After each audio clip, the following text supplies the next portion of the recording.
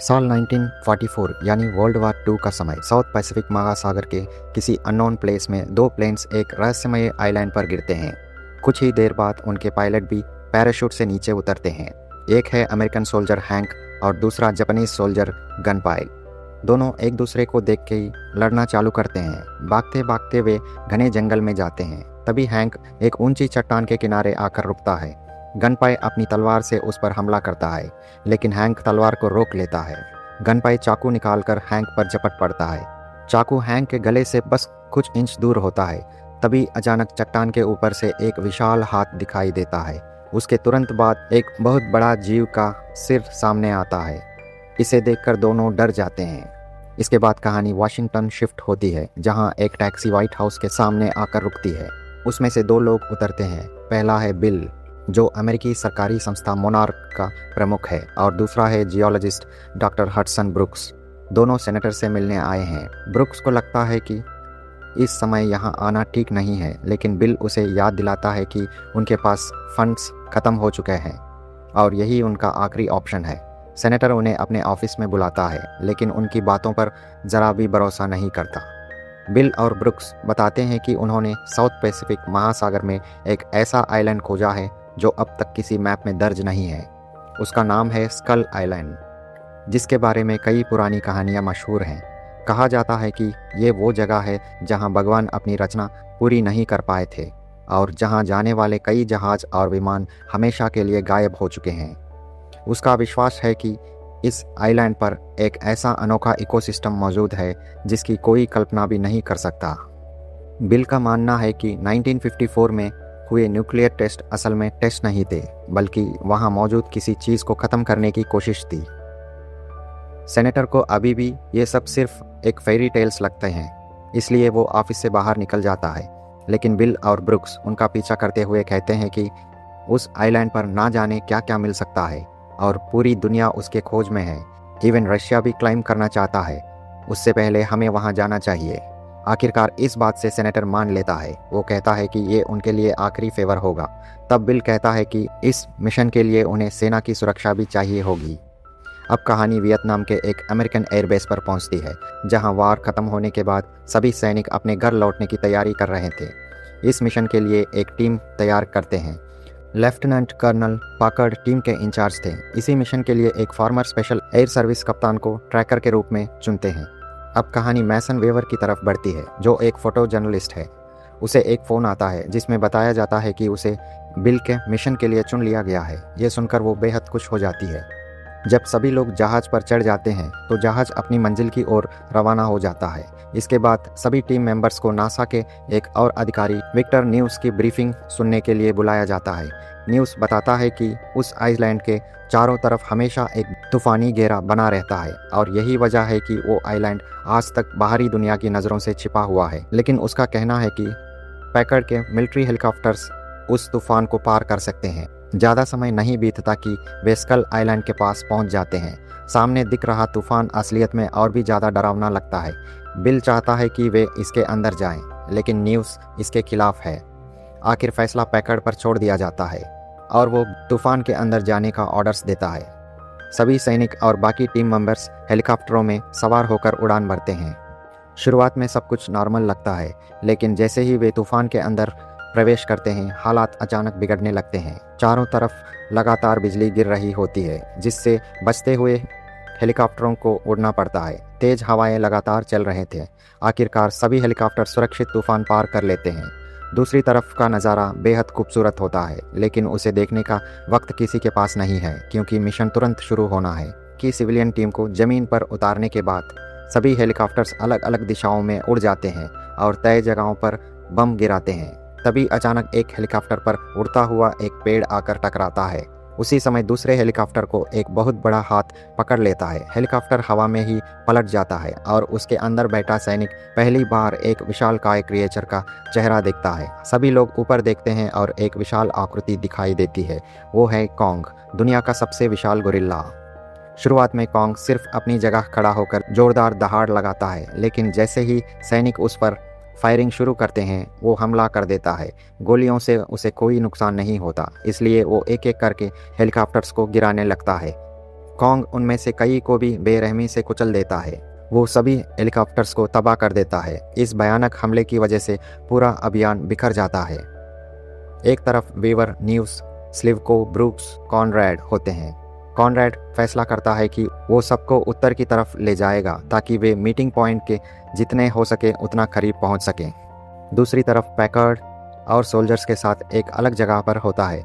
जैसे ही उसे पता चलता है कि बिल भी वहीं है, पैकर्ड बिल से अलग जाकर बात करता है। वो उस पर बंदूक तान के पूछता है कि आखिर इस मिशन का असली मकसद क्या है। तब बिल बताता है कि जो बम गिराए गए थे उनका मकसद जियोलॉजिकल सर्वे नहीं था, बल्कि किसी चीज़ को ज़मीन के नीचे से बाहर निकालना था।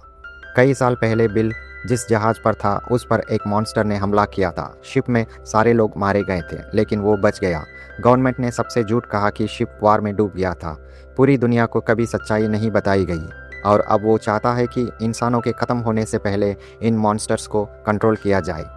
वो पैकर्ड से कहता है कि उन्हें किसी तरह सबूत के साथ वापस ले चलें ताकि सेना की पूरी ताकत यहाँ भेजी जा सके। इस पर पैकर्ड कहता है कि मैं ही पूरी सेना हूँ। अब कहानी कॉनरैड की टीम की तरफ लौटती है। स्लिव को बाकी लोगों से रेडियो पर कांटेक्ट करने की कोशिश करता है, लेकिन कोई जवाब नहीं मिलता। रास्ते में एक लेक के पास भैंस जैसा दिखने वाला एक विशाल जानवर होता है। स्लिव को उस पर फायर करने जाता है, लेकिन कॉनरैड उसे रोक देता है क्योंकि वो जानवर उन पर हमला नहीं कर रहा था। कुछ पल तक वो जीव उनकी तरफ आता है, फिर मुड़कर वहाँ से चला जाता है। दूसरी ओर पैकर्ड और उसके सैनिक मिसिंग सोल्जर्स की तलाश में जंगल के अंदर जाते हैं। तभी अचानक उनकी टीम का एक सोल्जर मारा जाता है। जब सब ऊपर देखते हैं तो उन्हें पता चलता है कि वो एक विशाल स्पाइडर है। पूरी टीम तुरंत उस स्पाइडर पर गोलियां चलाने लगती है, लेकिन इससे पहले कि वे उसे रोक पाते, वो एक सोल्जर को अपने पैरों में जकड़ लेती है। अब सोल्जर बीच में होने की वजह से वो गोली नहीं चला सकते, इसलिए वे स्पाइडर के पैर काटने की कोशिश करते हैं। उसी दौरान सोल्जर भी अपना चाकू निकालकर स्पाइडर के पैरों को काटने लगता है। जैसे ही वो ज़मीन पर गिरता है, पूरी टीम दोबारा फायरिंग शुरू करती है और आखिरकार उस विशाल स्पाइडर को मार गिराते हैं। इस बीच कॉनरैड टीम को जंगल में कुछ पुराने और अबैंडन्ड रूम्स दिखाई देते हैं। जैसे ही वे आगे बढ़ते हैं, अचानक आदिवासी लोग उन्हें चारों तरफ से घेर लेते हैं। आदिवासियों के बीच से एक आदमी सामने आता है। वो कोई और नहीं बल्कि हैंक होता है, वही पायलट जो वर्ल्ड वार 2 के दौरान इस आइलैंड पर आ गिरा था। हैंक कहता है कि सब ठीक है। आदिवासी अपने हथियार नीचे कर लेते हैं और हैंक पूरा टीम को उन खंडहरों के अंदर ले जाता है। दूसरी तरफ मिसिंग सोल्जर नदी के पास होता है। तभी उसकी नज़र कॉन्ग पर पड़ती है। वो तुरंत एक चट्टान के पीछे छिप जाता है और देखता है कि कॉन्ग आराम से पानी पी रहा है। तभी अचानक ऑक्टोपस अपने लंबे टेंटिकल्स से कॉन्ग को जकड़ने की कोशिश करता है, लेकिन कॉन्ग उसकी एक एक टेंटिकल को नोचकर अलग कर देता है और उन्हें खाना शुरू कर देता है। इसे देखकर सोल्जर डर जाता है। गांव में हैंक टीम को बताता है कि जब तक वे आदिवासियों के साथ रहेंगे वे सुरक्षित रहेंगे। गांव के चारों ओर एक बहुत बड़ी दीवार बनी हुई है, लेकिन वो कॉन्ग को रोकने के लिए नहीं बल्कि दूसरे मॉन्स्टर्स से बचने के लिए बनाई गई है। हैंक सबको एक पुराने जहाज के मलबे तक ले जाता है और उसके अंदर चट्टानों पर बनी कई प्राचीन तस्वीरें दिखाता है। इन चित्रों में आदिवासियों की मान्यताएं दिखाई गई हैं। हजारों साल तक वे इन मॉन्स्टर्स के डर में जीते रहे, लेकिन फिर एक समय ऐसा आया जब उन्हीं में से कुछ जीव उनकी रक्षा करने लगे। यहाँ कॉन्ग को राजा और भगवान दोनों माना जाता है। वो बिना वजह किसी पर हमला नहीं करता। हैंक बताता है कि गनपाई को कॉन्ग ने नहीं मारा था, बल्कि एक दूसरे मॉन्स्टर ने मारा था, जिन्हें स्कल क्रॉलर्स कहा जाता है। ये ज़मीन के नीचे रहते हैं, जो बम धमाकों की वजह से जाग गए हैं। आमतौर पर कॉन्ग उनसे आसानी से निपट लेता है, लेकिन उनमें से एक सबसे बड़ा स्कल क्रॉलर बेहद खतरनाक है। उसी ने कॉन्ग के पूरे परिवार को मार डाला था। कॉनरैड हैंक को बताता है कि 3 दिन बाद एक रेस्क्यू टीम उन्हें लेने आने वाली है, लेकिन हैंक कहता है कि इतने कम समय में पैदल चलते हुए आइलैंड के उत्तरी छोर तक पहुंचना नामुमकिन है, कम से कम पैदल तो बिल्कुल नहीं। हैंक उन्हें बताता है कि गनपाई के जिंदा रहते हुए दोनों ने मिलकर एक नाव बनानी शुरू की थी, लेकिन गनपाई की मौत के बाद वो अधूरी रह गई। अब पूरी टीम मिलकर उस नाव को रिपेयर पूरा करते हैं ताकि वे समय रहते रेस्क्यू टीम तक पहुंच सकें। तब वेवर गांव के आदिवासियों की तस्वीरें खींचने लगती है। तभी उसे दीवार के दूसरी तरफ से कोई आवाज़ सुनाई देती है। वो वहां जाकर देखती है कि एक विशाल भैंस टूटे हुए विमान के नीचे दबा हुआ था। वेवर उसे बचाने की पूरी कोशिश करती है। तभी कॉन्ग वहां आता है और वो आसानी से पूरा विमान उठाकर उस जीव को आज़ाद कर देता है। इसके बाद कांग कुछ पल तक वेवर की तरफ देखता है और फिर चुपचाप वहाँ से चला जाता है। इसी दौरान मिसिंग सोल्जर लगातार रेडियो से कांटेक्ट करने की कोशिश करता है, लेकिन कोई जवाब नहीं मिलता। वो एक पेड़ के ब्रांच पर बैठा था। तभी वो ब्रांच हिलने लगता है। तब उसे पता चलता है कि वो कोई पेड़ नहीं बल्कि पेड़ जैसा दिखने वाला एक विशाल जीव है। वो उस पर गोली चलाता है। वो जीव तो भाग जाता है, लेकिन गोली की आवाज़ सुनकर एक और खतरनाक मॉन्स्टर वहाँ आता है और वो पलटकर ठीक से देख भी नहीं पाता कि एक स्कल क्रॉलर उसे जिंदा निगल जाता है। अगली सुबह नाव पूरी तरह तैयार हो जाती है। रवाना होने से पहले हैंक गनपाई की कब्र से उसकी तलवार निकालता है, क्योंकि इतने साल साथ रहने के बाद गनपाई उसके लिए भाई जैसा बन गया था। इसके बाद सभी लोग नाव पर सवार हो जाते हैं। थोड़ी मेहनत के बाद नाव चल पड़ती है। उन्हें पैकर्ड की टीम का रेडियो संदेश मिलता है। वे उनसे कहते हैं कि अपनी लोकेशन बताने के लिए कोई सिग्नल छोड़ें। पैकर्ड तुरंत फ्लेयर गन फायर करता है। पता चलता है कि दोनों टीम एक दूसरे से ज़्यादा दूर नहीं है और वे आसानी से मिल सकते हैं, लेकिन उनकी खुशी ज़्यादा देर नहीं टिकती। तभी अजीब विशाल पक्षियों में से एक उड़कर आता है और न्यूज़ को उठाकर ले जाता है, जहां उसे टुकड़े टुकड़े कर देते हैं। बाकी लोग कुछ नहीं कर पाते, इसलिए मजबूरी में आगे बढ़ते हैं। कुछ देर बाद वे पैकर्ड और उसकी टीम से मिल जाते हैं। अब सभी लोग फिर से एक साथ हैं। कॉनरैड चाहता है कि वे तुरंत नाव पर लौटें और जितनी जल्दी हो सके इस आइलैंड से निकल जाएं, लेकिन पैकर्ड साफ मना कर देता है। वो कहता है कि मिसिंग सोल्जर को ढूंढने के लिए पश्चिमी डायरेक्शन में जाना होगा। हैंक कहता है कि पश्चिम की तरफ जाना मतलब सीधे उस इलाके में जाना जहां स्कल क्रॉलर्स रहते हैं, लेकिन कॉनरैड का काम रास्ता दिखाना है, इसलिए वो एक शर्त पर मान जाता है कि अंधेरे होने से पहले सब वापस लौट आएंगे। पूरी टीम मिसिंग सोल्जर की तलाश में निकल पड़ती है, जो एक अजीब धुंध से ढका हुआ होता है। तभी जली हुई सिगरेट नीचे गिर जाती है और पूरी धुंध में ज़बरदस्त धमाका होता है। तब सबको पता चलता है कि ये धुंध बेहद डेंजरस है। वे अभी ज़्यादा दूर भी नहीं पहुंच पाते कि एक स्कल क्रॉलर उनका पीछा करते हुए वहां आ जाता है। सभी लोग तुरंत उन विशाल हड्डियों के पीछे छिप जाते हैं।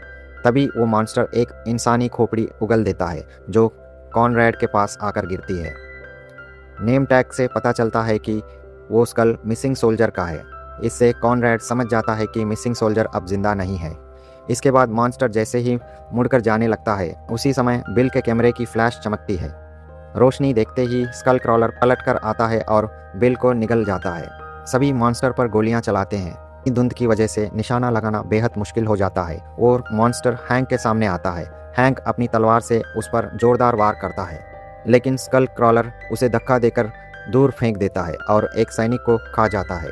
इसके बाद वो वेवर की तरफ बढ़ता है।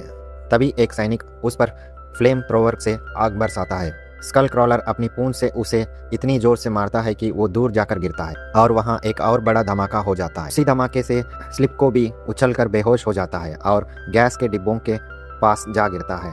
किसी तरह सब लोग उस खतरनाक इलाके से बाहर निकल आते हैं।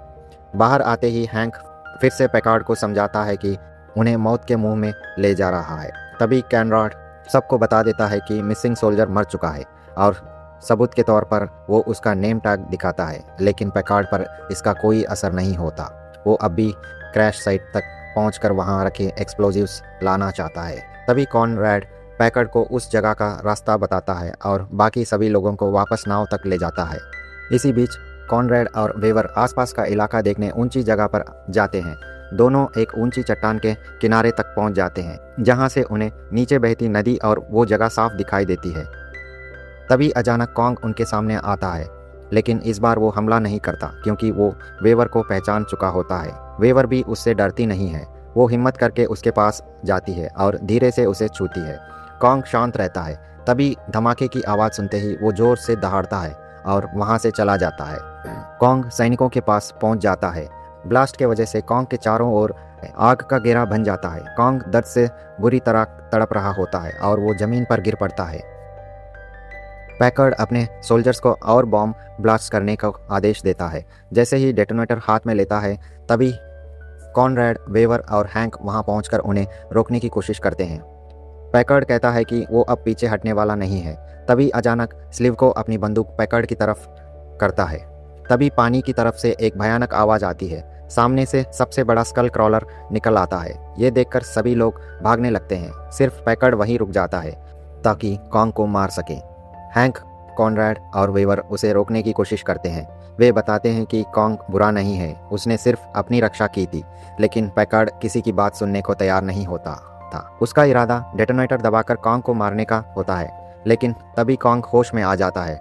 इसके बाद कॉन्ग और स्कल क्रॉलर के बीच जबरदस्त लड़ाई शुरू होती है, लेकिन कुछ ही देर में वो मॉन्स्टर कॉन्ग पर भारी पड़ता है। उधर सुबह होने लगती है और बाकी टीम किसी तरह आइलैंड के किनारे तक पहुंच जाती है। कॉनरैड और सैनिक स्कल क्रॉलर का ध्यान अपनी तरफ खींचने के लिए दौड़ना शुरू करते हैं। तभी एक सोल्जर अपनी जान की कुर्बानी देने के लिए रेडी होता है। उसका प्लान है कि जैसे ही स्कल क्रॉलर उसके पास आएगा वो अपने एक्सप्लोजिव्स उड़ा देगा, लेकिन मॉन्स्टर अपनी पूंछ से उसे जोर से मारता है और वो दूर जाके एक्सप्लोड हो जाता है। अब स्कल क्रॉलर बाकी टीम पर हमला करने ही वाला था, तभी कॉन्ग वहां पहुंच जाता है और दोनों के बीच जोरदार लड़ाई होती है। उसी दौरान वेवर एक ऊंची जगह पर पहुंचकर रेस्क्यू टीम को लोकेशन भेजने के लिए आसमान में फ्लेयर गन फायर करती है और वो चट्टान से फिसलकर नदी में गिर जाती है। स्कल क्रॉलर छलांग लगाकर कॉन्ग पर टूट पड़ता है और अपनी लंबी जीभ से उसकी कलाई को कसकर पकड़ लेता है। कॉन्ग उसकी जीभ पकड़ लेता है और पूरी ताकत से खींचकर उसके शरीर के अंदरूनी अंग बाहर निकाल देता है। इसी के साथ स्कल क्रॉलर हमेशा के लिए मर जाता है। फिर बिना देर किए नदी में हाथ डालकर वेवर को बचा लेता है। वेवर पूरी तरह सुरक्षित होती है। कॉन्ग उसे सावधानी से जमीन पर रखता है, जहां कॉनरैड दौड़कर उसकी हालत देखने आता है। कुछ देर बाद सभी लोग नाव पर सवार होकर जाते हैं। उन्हें इस बात की चिंता होती है कि अगर इस आइलैंड का राज दुनिया के सामने आ गया तो सब कुछ बदल जाएगा। इसलिए वे वादा करते हैं कि यहाँ जो कुछ भी देखा है उसके बारे में किसी को कुछ नहीं बताएंगे। हैंक कई सालों बाद अपनी पत्नी और बेटे से दोबारा मिलता है। यहीं पे मूवी खत्म होती है। Thank you for watching. Please like and subscribe.